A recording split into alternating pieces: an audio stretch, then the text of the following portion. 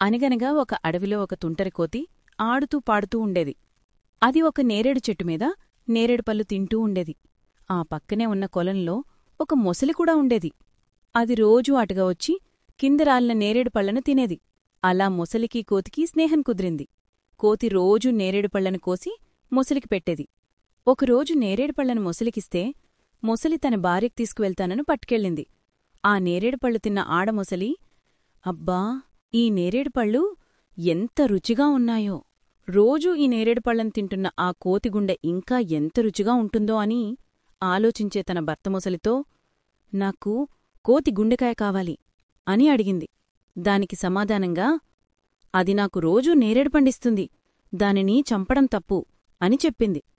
దానికి ఆడమొసలి, నువ్వేం చేస్తావో తెలియదు నాకు, ఆ కోతి గుండెకాయ నాకు తెస్తావా లేదా అని గొడవ పెట్టింది. దానికి భర్త మొసలి, సరే, ఏదోలా ఒప్పించి తీసుకువస్తాను అని వెళ్ళింది. రోజూలానే, మిత్రమా, ఏం చేస్తున్నావ్ అని కోతిని అడిగింది. దానికి సమాధానంగా, నేరేడు పళ్ళను తింటున్నాను అని సమాధానమిచ్చింది. మిత్రమా, ఈరోజు నా భార్య నీకోసం మంచి విందు తయారుచేసింది. నిన్ను తీసుకొనిరమ్మని నన్ను పంపించింది. నువ్వొస్తే మనిద్దరం కలిసి విందు భోజనం చేద్దాం, రా మిత్రమా, రా అని పిలిచింది. దానికి కోతి ఆనందంతో సరే అంది.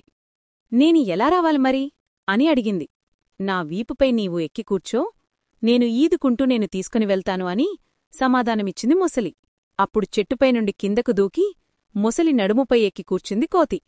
అలా కొంత దూరం సాగింతర్వాత మొసలి, మిత్రమా, నీకొక నిజం చెప్పనా అని అంది. ఏమిటి మిత్రమా అని కోతి అడిగింది. దానికి సమాధానంగా, నా భార్య నీ గుండెకాయ కావాలని అడిగింది, అందుకోసమే నేను నిన్ను తీసుకువెళ్తున్నాను అని సమాధానమిచ్చింది.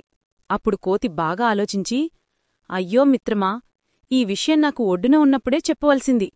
నేను నా గుండెకాయను తీసి చెట్టుకొమ్మకి తగిలించి వచ్చేశాను. ఇప్పుడు నా దగ్గర నా గుండె లేదు అని చెప్పింది. అప్పుడా అమాయకపు మొసలి, అయ్యో అలాగా, ఇప్పుడు నీ గుండెకాయ తీసుకుని వెళ్ళకపోతే నా భార్య నన్ను చంపేస్తుంది, ఎలా మరి అంది.